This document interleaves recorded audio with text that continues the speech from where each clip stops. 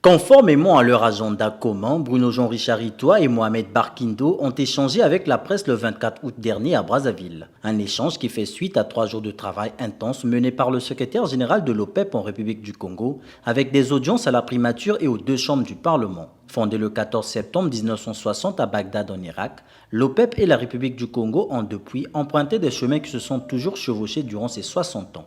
C'est par ce brin d'histoire que Mohamed Barkindo a salué les efforts que le Congo a fournis pour se transformer et se réjouit du fait que le pays ait rejoint les rangs de cette organisation. Selon lui, l'accession du ministre congolais des hydrocarbures à la présidence de l'OPEP marquera la transition entre la fin d'un cycle de 60 ans et le commencement d'un nouveau. Je pense que le moment où nous allons pouvoir justement mettre fin à cette pandémie sera le jour où correspondra l'année où son Excellence, M.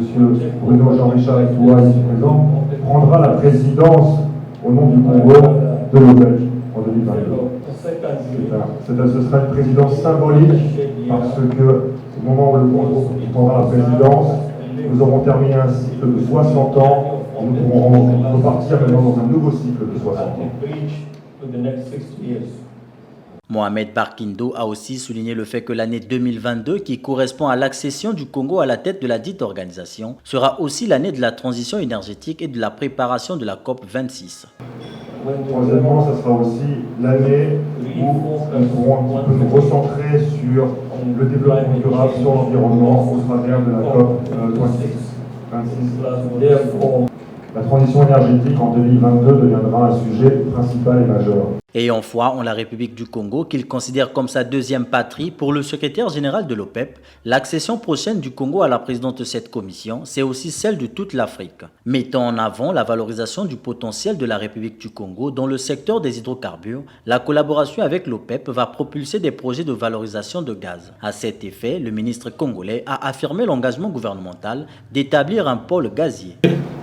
J'ai été instruit par le président de la République, pas le Premier ministre, c'est pas le gouvernement, parce que c'est dans le projet de société du président de construire le renouveau, la relance, l'émergence d'un vrai pôle gazier congolais. Ça fait partie de mes priorités. Un code gazier est pratiquement rédigé aujourd'hui, nous devrions l'adopter avant la fin de l'année. Nous espérons et nous savons que nous pourrons avoir le total appui de l'OPEP au sein de laquelle il y a de grands pays gaziers pour nous aider à porter ce grand projet gazier national congolais.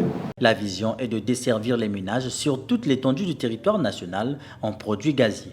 Sur le plan du gaz domestique, l'objectif très clairement est de faire arriver le gaz domestique dans chaque maison de Congolais qui le souhaite, et ça c'est possible et ce n'est pas un rêve.